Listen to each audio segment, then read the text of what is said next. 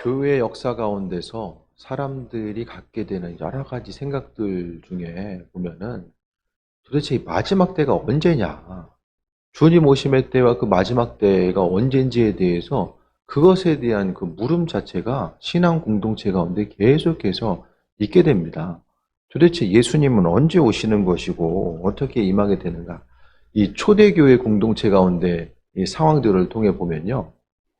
사실 자신의 있는 소유를 나누고 또 서로서를 그 자신의 몸과 같이 섬길 수 있었던 것은 그 중에 핵심적인 이유 중 하나가 종말론이에요. 주님 오심의 때가 얼마 남지 않다라고 생각했기 때문에 그들은 더 기쁨으로 소망 가운데 헌신할 수 있었고 노력할 수 있었습니다. 그런데 주님 오심의 때가 이제 점점 사람들이 기억 속에서 희미해지는 거예요. 아니, 곧 오실 줄 알았는데 더디인 거죠, 주님 오심이. 그러니까 이제 신앙 공동체 가운데서의 또 여러 가지 어려운 문제점 또한 나타나게 됩니다. 그러면서 이제 베드로 사도가 이제 또 다른 이제 사도들도 그렇고 주님의 오심의 때가 반드시 있다라는 것을 계속해서 강조하면서 우리가 준비된 온전한 삶을 살아가야 된다는 것을 말씀하고 있습니다. 뭐 90살을 살든 100살을 살든 간에 뒤돌아보면은 시간은 한 번에 확 지나가 있잖아요. 오랜 시간 지나온 것 같아도 50살 산 사람이나 100살 산 사람이나 시간 빠르게 지나간 거는 뒤돌아보면 다 비슷비슷할 거예요. 그러니까 시간의 흐름 앞에서 우리는 항상 어제보다 오늘 하루가 주님과의 만남의 시간이 한 발짝 더 가까워지고 있는 것임을 보게 됩니다. 그 가운데서 우리는 이 마지막 때, 그 마지막 때라는 것은 주님 만날 때, 예수님 만날 그 시간이 점점 더 가까움에 있어서 마지막 때가 이르면 이룰수록 우리의 마음의 생각과 중심이 어떻게 이루어져야 되는가를 다시 한번 돌아보게 됩니다. 이번에 이제 그 문상 받으면서 이제 참 그런 것도 좀 의미 있는 시간이었는데요. 대부분 보면은 이제 신앙인지 아닌지는 그 빈소 앞에 섰을 때 다 보이잖아요. 예? 밖에서 길 가다가는 안 보이는데 거기선 다 보이잖아요. 다 보여요. 그래도 구원받을 가능성이 있는 사람들, 구원받은 사람들, 아닌 사람들, 이렇게 절하는 것도 보면 불교 신자들은 좀 달라요. 절하는 모습이. 절에 상당히 익숙해요. 절하는 모습이. 교인들은 절은 이제 안 하잖아요. 근데 그러니까 절에도 안 다니시는 분들은 절을 하는데 뭔가 어색한 그런 절과 아주 절이 자연스러운 분들이 있어요. 그분들은 거의 절에 다니신 분들이, 퍼센테이지가 이제 딱 보니까 한 거의 300명, 350분 정도 오신 것 같아요. 그때 거의 이제 하루 사이 이렇게 오신 것 같은데, 최근의 종교의 분포도, 신앙인들이 어느 정도 비율이 이제 있는가, 불교 신자, 이제 천주교 신자들도 보여요. 다 보게 되면. 개인적으로 여러 가지 좀 공부가 많이 됐죠. 아주 주구장창 거기 있었어요, 저는. 어쨌든, 그, 가장 그 안쪽 자리, 그냥 작은아버지들도 제자리가 거기라고, 거기다가 이제, 물론 나가 있으면 나갈 수도 있었지만은 다른 데 갈 데도 없고, 뭐, 어쨌든, 여기 있으면서 계속 이제 본 거죠. 그랬더니, 참, 구원받아야 될 사람들이 많구나. 죽음의 앞에 있지만은, 참, 죽음의 순간이 또 순간적으로 다가올 수밖에 없는데, 너무나도 이렇게 준비되지 않은 사람들이 많이 있구나. 그 사실에 대해서 다시 한번 발견하게 되고, 또, 그러니까 여러 가지로 좀 공부가 많이 됐는데, 어쨌든 간에 마지막 때가 다가온다라는 것은 우리가 뭐 언제 오시든 간에 계시록도 보게 되면은 제가 계시록 부분을 일일이 이제 이렇게 풀어가지고 해석한 번이 그 계시록 전체 강의 통독을 한 것이 한 번 정도 있었어요. 몇 년 전에. 그 한 번 외에는 이러쿵저러쿵 말씀을 많이 안 드리는 게 뭐냐면 이제 크게는 이제 뭐 두 가지, 세 가지가 있고 주님 오심의 때에 대해서 이제 뭐 전천연설, 후천연설이 있고 막 여러 가지 복잡한데 근데 중요한 것은 교회 내에서도 그렇고 교단 내에서도 일치가 안 돼요. 계시록의 내용이 해석이 일치가 안 돼요. 일치가 안 되다 보니까 그래도 다른 복음서라든지 다른 부분은 해석되는 부분이 그래도 거의 통일성이 있거든요. 전혀 다르지 않아요. 근데 계시록만큼은 상당히 일치를 통해서 가기가 좀 어려운 부분이 있어요. 해석들이 다르니까. 그 모호하니까 이제 이단들이 계속해서 인용하는 것이 이제 계시록을 많이 인용할 수밖에 없거든요. 근데 뭐 주님 오심의 때 이후의 삶의 모습이 뭐 잠자는 자들이 깨어나고 하늘에 올라갔다가 다시 이제 내려와서 이제 뭐 신천신지가 이루어지고, 중요한 것은 뭐가 되든지 간에 가장 중요한 것은 마지막 때의 과정들이 어떻게 되든지 간에 핵심은 내가 지금 준비되어 있느냐 없느냐 그거거든요. 이후의 과정 자체는 그건 나중에 생각하면 돼요. 하나님께서 이끄신 대로 가면 되는데, 내가 준비되어 있으면은 하나님 품에 거하는 것이고, 준비되어 있지 못하면 영원한 지옥에 떨어질 수밖에 없다라는 거죠. 그 모든 상황을 봤을 때에 마지막 때를 맞이하는 성도들의 모습이 어떠해야 되는가? 이 마지막 때는 베드로서 당시에 보게 된 박해 시대를 이야기하기도 하고, 지금 이 시대를 살아가고 있는 신앙인들에게 어떠한 삶을 어떻게 살아가야 되는지를 말씀하고 있습니다. 그래서 마지막 때를 이야기하면서 7절에 보면 너희는 정신 차리고 근신하여 기도해라. 이 말씀이 점점 더 시대가 가면 갈수록 아주 마음속에 뚜렷하게 좀 다가오게 되는 것 같아요. 마지막 때에 정신 차리고 근신하여 기도하라. 그러니까 분별력을 가지려는 거죠. 왜냐면은 주님 오심의 때가 되면 될수록 이 분별력을 갖고 살아가기가 점점 더 힘든 시기이기 때문입니다. 정보가 이제 넘쳐나다 보니까 이제 뭐 좋은 정보도 있지만은 거짓 정보들도 계속해서 넘쳐나게 되잖아요. 그러니까 분별력을 갖기가 힘들어지고 하나에 대해서 일치와 연합을 향해서 나아가는 것. 그동안에 이제 어떤 민주적인 사고방식을 가지고 살아가는 그 부분이 이제 있었는데, 이제 앞으로 보게 되면 이 민주주의가 존립해 나감에 있어서 여러 가지 생각이 너무나도 다양해지고, 또 관점 자체가 다양해지고, 옳고 그름을 분별할 수 없고, 그렇게 하다 보니까 이 정말로 이 민주주의 체계를 유지해 나가는 것 자체가 앞으로 더 힘들겠구나라는 생각도 좀 아울러 해보게 됩니다. 그래서 분별력을 갖는 것, 하나님 주신 지혜가 없으면은 안 된다라는 거죠. 너희는 정신 차리고 근신해서 기도하라. 주님의 오실 때가 가까우면 가까울수록 우리는 하나님의 지혜를 가지고 세상을 바라보는 그 부분이 더욱 깨어 있어야 된다는 거예요. 주님 오심의 때, 그러니까 정신 차리라는 것은 깨어 있다라는 것은 주님이 언제 오실지 모르니까 항상 주님 오심을 기다리라는 의미도 있고, 세상을 바라봄에 있어서 분별력을 가지라는 것도 무엇보다 중요합니다. 그러니까 신앙인들이 이 분별력을 갖지 못하면은 또 넘어질 수밖에 없는데, 근신해서 첫 번째는 기도하라. 첫 번째가 정신 차려 근신하면서 기도해라. 근신한다라는 것은 스스로를 절제하는 거예요. 어떤 일을 이루기 위해서 스스로 절제하는 것 자체가 근신하는 것을 이야기하거든요. 이제 성경 읽으려면은 다른 시간을 줄여야 돼요. 지금 하던 것을 그대로 똑같이 해서는 성경 읽을 시간이 전혀 없을 거예요. 그러니까 있는 것 가운데서 성경도 읽어야지 하지 마시고, 먼저는 내가 가지고 있는 이 시간들 중에서 무엇인가, 어떤 시간을 안 하고 뒤로 빼놓을까, 그 우선순위를 바꾼다고 생각하지 않으면 절대로 성경을 읽을 수가 없거든요. 그게 이제 근신한다라는 말이에요.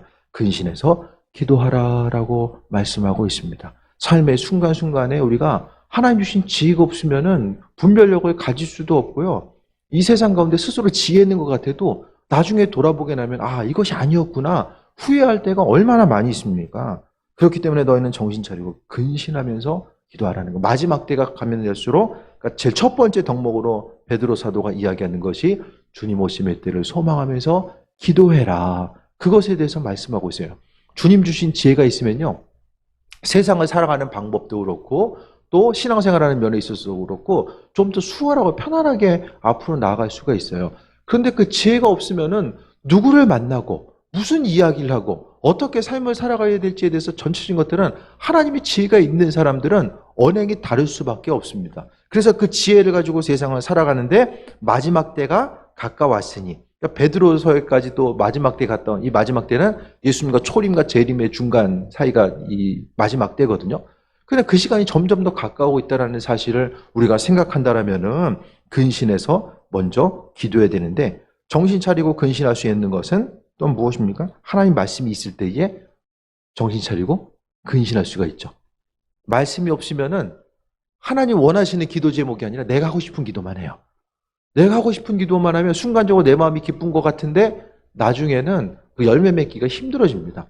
그래서 정신 차리고 근신에 기도하라는 것은 하나님 말씀 가운데 지혜를 얻고 그 인도하심 따라서 기도하는 그 온전한 삶의 모습을 살아갈 것에 대해서 말씀하고 있습니다. 그러면서 기도함과 동시에 무엇보다도 8절에 뜨겁게 서로 사랑할지니 사랑은 허다한 죄를 덮는다라고 이야기합니다. 성경 최고의 덕목 바로 사랑이죠. 무엇보다도 뜨겁게 서로 사랑하라고 말씀하고 있습니다. 그냥 사랑하는 것이 아니라 뜨겁게 사랑하라고 이야기합니다. 왜냐하면 마지막 때가 다가오면 다가올수록 뭐냐면은 서로 사랑함이 없으면은 그 환난과 어려움의 시기를 견뎌낼 수가 없는 거예요. 사람이 가장 피곤한 것은 누구 때문에, 뭐 때문에 피곤하냐면 사람 때문에 피곤해요. 다른 어떤 것이 아니라 가장 피곤하고 지치는 것은 사람 때문에 피곤하고 지치는데 또 반대로 이야기하면 사람이 가장 기쁨과 소망함을 얻는 것도 무엇 때문에? 사람 때문에 그런 거예요. 그러니까 서로서로의 관계성 가운데서 마지막 때에 사람과의 관계성이 어려움이 되지 않고 서로서로 함께함을 통해서 사랑으로 함께하는 삶, 그래서 서로 사랑을 하고 이야기합니다. 누군가에게만 일방적인 것이 아니라 서로 사랑을 하고, 왜냐하면 사랑은 허다한 죄를 덮는다라고 합니다. 내가 서로를 향해서 다른 사람을 사랑하고 있을 때 그 사랑 때문에 하나님께서는 더욱더 우리의 죄를 용서하시고 은혜로 함께 하신다는 것에 대해서 말씀하고 있죠. 그래서 성경은 최고의 가치와 능력이 이 사랑으로부터 나온다는 사실을 잊지 않고 계속 말씀하고 있어요. 그래서 마지막 때에 그 반대로 이야기하면 하나님이 하라는 것은 사단이 집중해서 방해하는 거예요. 기도하는 거 방해하고 사랑하는 것을 방해하는 거죠. 그러니까 그 사단은 우리의 시야를 가리게 하고 듣고 싶은 말만 듣게 하고 보고 싶은 부분만 보는 거예요. 객관적으로 하나님께서 주시는 정신 차리고 근신해서 살아가는 그 하나님의 지혜가 없으면은 정작 봐야 되는 사물의 본질에 대해서 보지 못하고 왜곡된 부분을 보게 되는 거죠. 내 시야가 왜곡되어 있으면은 어떻게 합니까? 선글라스 끼고 앞에 바라보면은 제대로 보이는 것이 아니라 어두운 면이 어둡게 보일 수밖에 없잖아요. 그러니까 마찬가지로 주님의 지혜가 없으면은 세상 가운데 살아감에 있어서 항상 그러니까 어떤 것을 판단하는 것에 있어서 근거 자체가 내 생각을 통해서 판단하면은 사람이 머릿속 다 뚜껑 열어서 볼 수 없잖아요. 모르잖아요. 보여지는 것만큼 말이라는 것이 상대방의 뜻을 이해하고 나아간 데서 100%가 안 되잖아요. 어느 정도는 이해하겠지만 완전한 것은 이해할 수가 없어요. 그러니까 주님의 사랑을 통해서, 그러니까 주님의 사랑이라고 하는 이 필터를 통해서 서로 관계성 가운데 서로를 대하지 않으면은 보고 싶은 거, 듣고 싶은 거. 사람이 처음에 싫으면 계속 싫고, 처음에 좋으면 계속 좋은 거예요. 왜? 처음 필터가 그렇게 꽂혀 있는 거예요. 처음에 좋은 필터가 꽂혀 있으면은, 아, 저 사람은 저렇고 좋은 면만 계속 보이는 거죠. 그러다 사기당하는 거예요. 안 좋은 사람은 처음에 안 좋으니까 계속 안 좋아지는 거예요. 안 좋은 면만 보이고 좋은 것도 해석을 안 좋게 해석하는 거예요. 교회 공동체 가운데서는 마찬가지입니다. 사랑에 대해서 하나님 사랑을 너무나도 강조하는데 사단이 이야기하는 것은 끊임없이 사람으로 하여금 분열과 다툼과 분쟁을 일으키게 하는 일들을 한다는 거예요. 그래서 마지막 때가 다가오면 다가올수록 경험하면서 잊지 말아야 될 것은 기도해야 되고 그 다음에 끊임없이 서로를 뜨겁게 사랑하라고 이야기합니다. 어떻게? 예수님께서 우리를 사랑하신 것처럼. 성경에 있어서의 사랑함의 근거는 예수님이에요. 예수님이 나를 어떻게 사랑하셨는가. 그것을 중요하게 여기는 거죠. 그래서 같은 지방의 한 목사님이 어떤 다툼과 분쟁이 있을 때 하시는 말씀이 항상 아니 부모 죽인 원수도 아닌데 뭘 싸우냐 그런 얘기를 좀 자주 하셨거든요. 그 말이 가끔 좀 생각이 나요. 어떤 다툼과 분쟁의 요소가 있을 때 볼 때마다 우리의 삶에 있어서 항상 주님의 사랑, 그러니까 무엇보다도 강조되어야 될 것이 사랑이죠. 그러니까 교회 공동체도 앞으로 가면 갈수록 쉽고 편하고 어떤 시스템 자체가 완벽하게 갖춰져 있고 내가 신앙생활하기에 사람들이 점점 더 시스템이라는 것을 편리하게 하거든요. 점점 더 시스템을 벗어나 있으면 뭔가 불편하고 스스로 그러니까 그 시스템이라는 것이 어떤 뭐 음식 하나를 시켜 먹는 것도 시스템이 돼 있고 교회 가운데서도 시스템이 돼 있고 사람이 점점 더 어떤 힘들게 생각하고 움직이고 반응하는 것을 점점 더 싫어하잖아요. 그렇게 하다 보니까 시스템이 주는 그런 그 안정감과 평안함이 분명히 있어요. 그래서 사람들이 웬만하면 좀 대형교회를 선호하는 것도 그 시스템이 다 되어 있기 때문에, 나로 하여금 움직이고 뭘 수고할 수 있는 것도, 큰 교회는 어떻습니까? 청소도 그냥 청소 영역업체에 대해서 와서 다 하고, 한별 목사님 교회는 교회 그 요리사가 요리하고 이제 개인의 불편함에 대해서 덜어줄 수 있는 것. 근데 신앙 공동체에 있어서 그러면은 문제가 뭐냐면, 교회에서 할 것들이 점점 더 줄어드는 거예요. 할 수 있는 것들이. 그러니까 주님과의 친밀한 관계성 가운데서 어떤 것을 만들고 나아갈 수 있는 것들이 점점 더 사라지는 거죠. 뭐 여러 가지 사정과 형편이 있겠지만은 어쨌든 중요한 것은 교회 공동체 가운데서 서로 사랑하는 거. 그래서 앞으로, 그러니까 시스템 얘기 왜 했냐면은, 시스템이 돼 있는 교회는 아니면 정말로 주님의 사랑이 넘치는 교회. 주님의 사랑이 넘치는 교회. 그러니까 교회 공동체는 모여야 되는 이유가 뭐냐면, 만나고 부딪혀야지만이 그 사랑이 무엇인지를 깨달아 안다는 거예요. 옛날에는 사람이 이제 만나고 부딪히는 이런 세대 가운데서는 선물 하나 주더라도 어떻습니까? 핸드폰 없을 때는, 문자가 없을 때는 편지 써주거나, 점점 더 발달되니까 이제 핸드폰 카톡으로 이제 선물 보내고 하잖아요. 전에는 그런 게 없어요. 그런 게 없을 때는 다 만나서 전달할 수밖에 없잖아요. 그러니까 이 비대면으로 가면 갈수록 어떻게 됩니까? 만나지 못한다라는 것은 그만큼 함께 할 수 있는 부분이 이제 많이 사라지는 것을 의미하잖아요.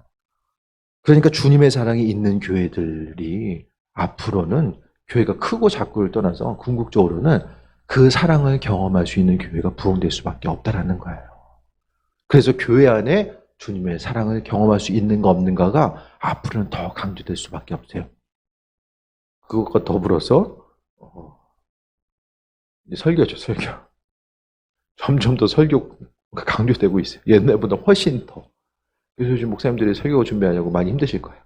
온라인 예배 때문에도 그렇고, 서로 이 사랑함을 느낄 수 없기 때문에 교회 가운데서 어떻게 됩니까? 온라인으로 계속되다 보면 찬양도 중요하지만은 그 말씀 및 예배 가운데 많은 부분을 차지하니까 설교를 잘 할 수밖에, 시간을 많이 드릴 수밖에 없고, 그 부분에 더 신경 쓸 수밖에 없는, 이것도 어떻게 보면은 하나의 또 선작용으로, 선순환으로 볼 수 있죠.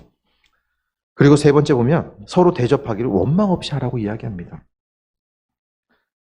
사랑으로 하다 보니까 대접하기를 원망 없이 한다라고 이야기합니다. 그러니까 받을 것을 생각하면서 움직이는 것이 아니라 서로 움직이고 반응한다는 것은, 사람의 머릿속에는 항상 움직임의 결과가 있어야 돼요. 내가 뭘 하면은 결과들이 있어야 된다라고 생각합니다. 이게 이제 고정관념이잖아요. 그런데 서로 관계성 가운데 사랑으로 한다는 것은 받을 것을 생각하지 아니하고 내가 수고하고 헌신하는 것. 원망 없이 하라는 것은 제가 계속 말씀드리지만은, 헌신했을 때에 받을 것이 없으면은 내가 하나님 앞에 받는 거예요. 주고받으면은 그게 세상, 말씀 가운데서도 세상 사람도 그렇게 주고받는다고 이야기하잖아요. 근데 주님 앞에 갔을 때에 우리가 세상에서 주고받으면 하나님 앞에 무슨 상급과 무슨 유익이 있겠느냐라고 말씀하고 있잖아요. 그 삶을 통해서 우리가 돌아올 가능성이 없는 것, 누구를 향해서 수고하고 헌신했을 때에 주님의 사랑으로 헌신하고 서로 감사하고 이해하며 나아갈 수 있는 그 은혜 자체를 말씀하고 있습니다. 그리고 10절에 각각 은사를 받은 대로 하나님의 여러 가지 은혜를 받은 성지같이 서로 봉사하라. 서로 봉사하라. 이것도 지금 보면 이 사랑의 범주 안에 있는 것 같아요. 하나님께서 주신 은사대로, 하나님께서 주신, 분명히 각 사람에게 은사를 주셨고 청지기 하나님의 일꾼으로서 서로 봉사하라라고 말씀합니다. 대접하고, 원망 없이 대접하고 서로를 향해서 서로 봉사하면서 나아가는 것. 그러니까 서로 주님 오심에가 가까우면 가까울수록 이 지금 뭐가 강조되고 있냐면 관계성이 강조되고 있어요. 한 구절 더 볼까요? 11절에 만일 누가 봉사하려면 하나님이 말씀하신 것 같이 하고, 누가 말하려면, 그리고 봉사하려면 하나님이 공급하신 힘으로 하는 것 같이 하라. 봉사함에 있어서 말을 하더라도 하나님 말씀하시는 것처럼 봉사하는 것도 하나님이 공급하시는 힘. 결국 마지막 때가 다가오면 다가올수록 서로 힘들고 어렵고 고통스러운 삶을 살아갈 수밖에 없는데 그 안에서 오늘 본문 가운데서 서로 뜨겁게 사랑하라고 하는 이런 그 명제, 또 존귀한 말씀을 우리에게 주고 있죠. 그런데 그 사랑함 속에서 사랑을 어떻게 해야 되냐? 그것은 원망 없이 해야 되고 각각 은사를 받은 대로 하나님께서 주시는 것.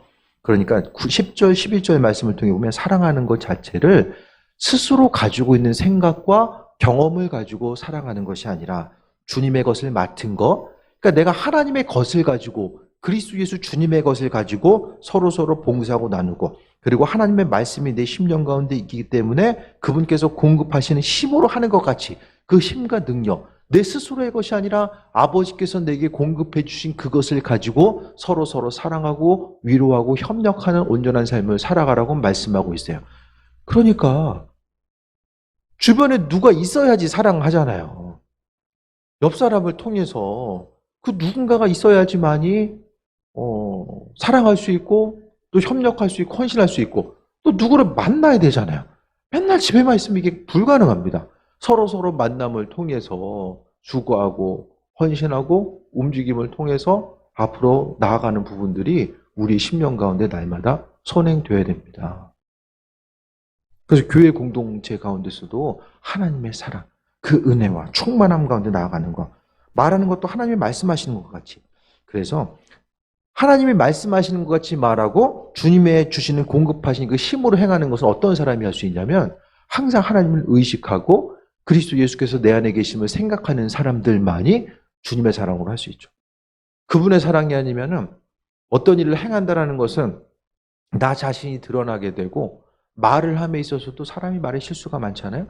하나님의 인도하심을 계속해서 의식하지 않으면은 결국 수고하고 헌신하고 사랑함을 통해서 나 자신이 드러나게 되고 또 계속해서 하다 보면은 이게 언제까지 내가 이렇게 해야 되냐 원망하고 불평함이 생겨지게 되고 그렇게 하다 보면은 나중에는 교회 공동체가 이 사랑으로 하나 되는 곳이 될 수 없다라는 거예요. 그러니까 결국 아름다운 사랑함의 공동체는 하나님의 사랑이 무엇인지를 깨달아 아는 그 사랑과 은혜를 경험한 사람들이 그 사랑과 은혜를 받은 대로 나누고 베풀어야 되겠다라는 그 마음의 심정을 가지고 움직이는 공동체가 바로 교회 공동체가 되어야 된다는 거예요.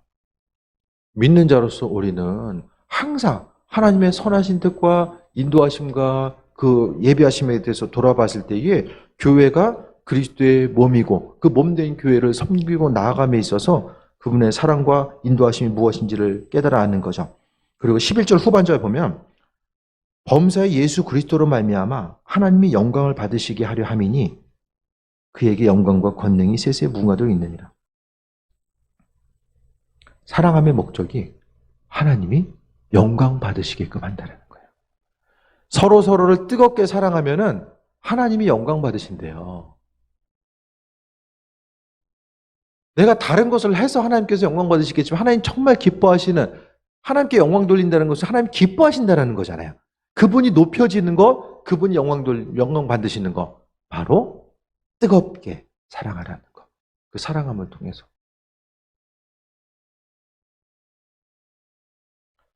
목회하다 보면은 교인들을 향해서 이렇게 했으면 좋겠다. 저렇게 했으면 좋겠다.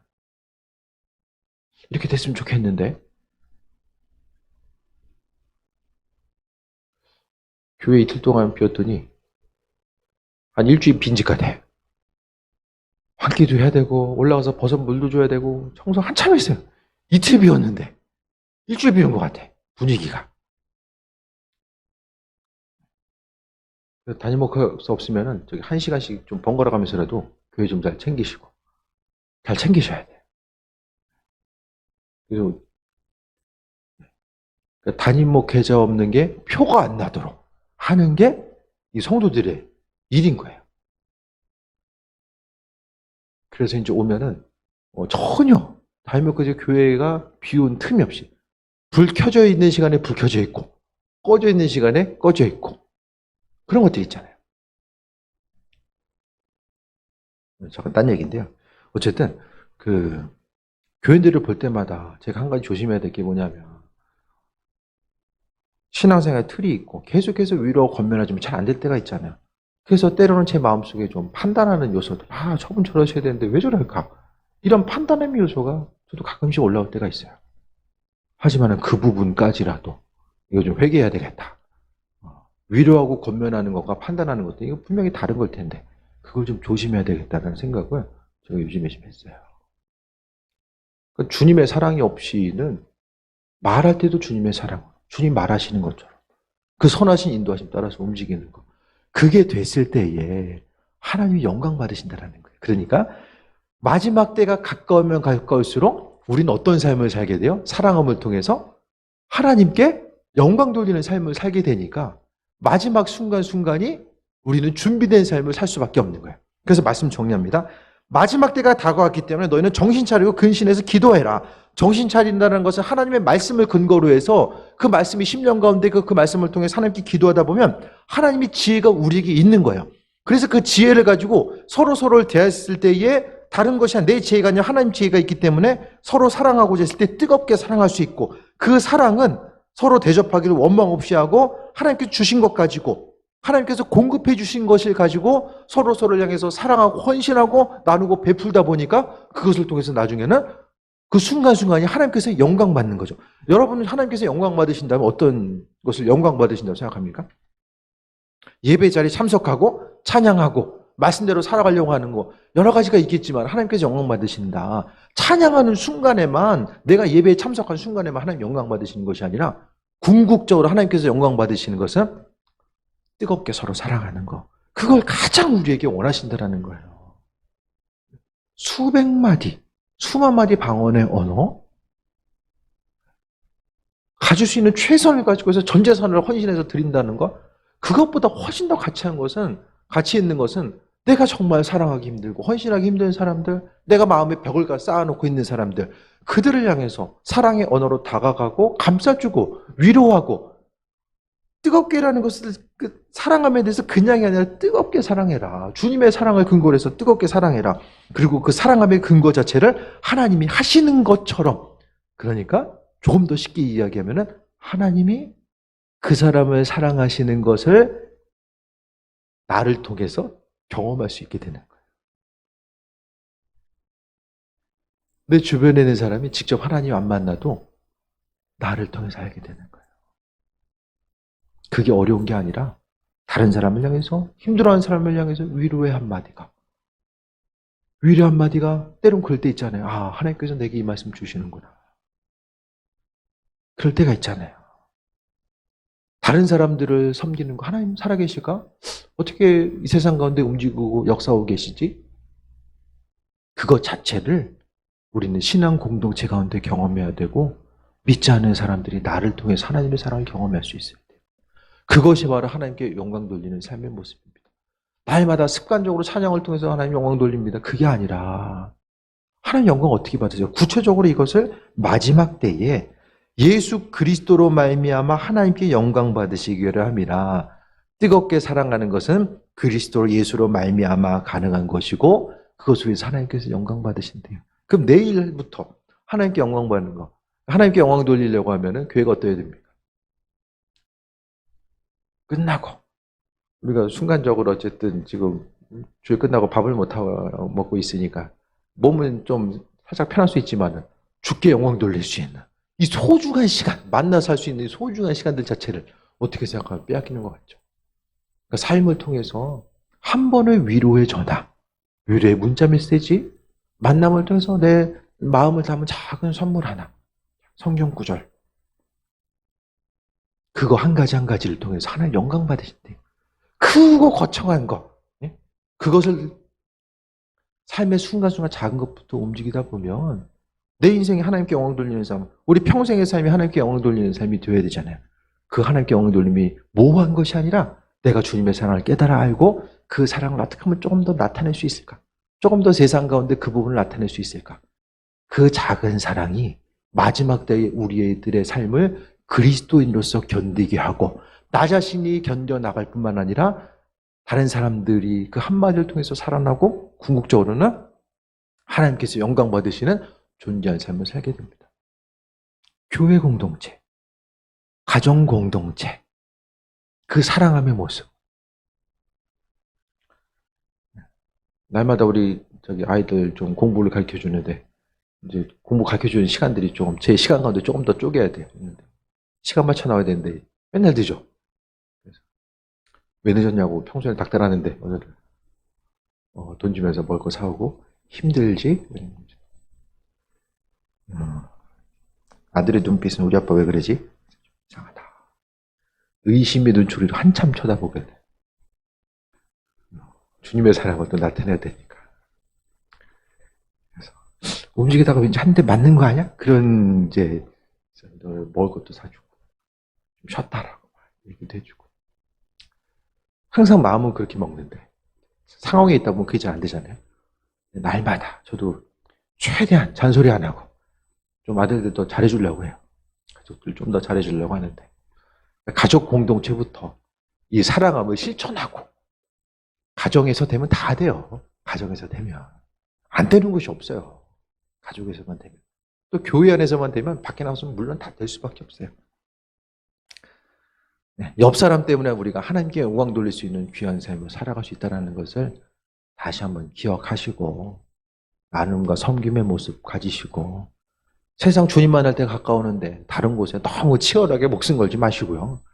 주님의 영광 나타내다 보면 주님께서 우리의 삶 인도하시고 함께 하시고 아버지께 영광 돌릴 수 있도록 우리의 삶을 책임져 주신다는 거. 우리가 날마다 쫓기고 환경 가운데 눌리고 있으면 주님의 사랑 나타내기 힘들어지잖아요. 그러니까 하나님께서 영광 받으시기 위해서는 내 안에 풍성함을 기쁨과 감사함과 풍성함을 주실 수밖에 없고 또 우리의 삶의 여정 가운데 사단이 우리의 심령을 틈타서 마음을 억누르지 못하도록 내 안에 그리스도 예수가 있기 때문에 그걸 못하는 거예요.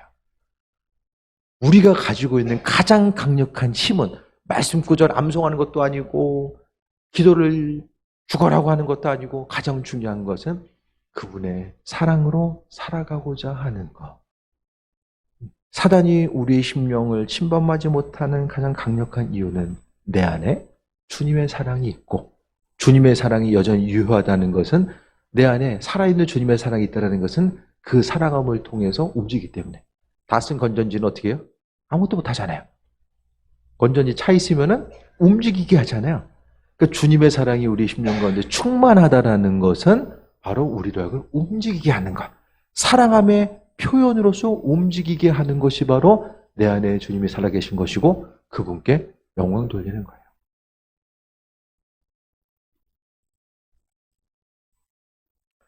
주신 말씀 믿음으로 받으시고 삶의 여정 가운데 하나님께 영광 돌리는 것, 그 존귀한 삶을 사시길 주의 이름으로 축원드립니다.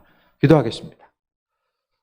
하나님의 사랑에 감사합니다. 날마다 주께 영광 돌리는 존귀한 삶을 살게 하시고 내 안에 주님의 사랑이 있어서 나누고 섬기고 베풀고 그것이 입술의 고백이 아니라 삶의 여정 가운데 그리스도 예수를 증거하고 또 주님의 영광이 우리의 삶을 통해서 먼저 드러나기 원하오니 아버지 하나님 은혜 더하여 주옵소서.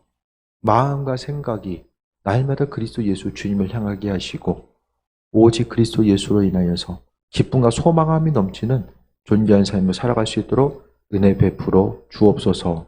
모든 것이 다 하나님의 은혜입니다. 주님의 은혜가 아닌 것이 아무것도 없습니다.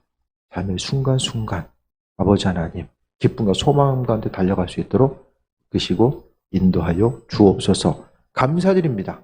예수님의 이름으로 기도드립니다. 아멘.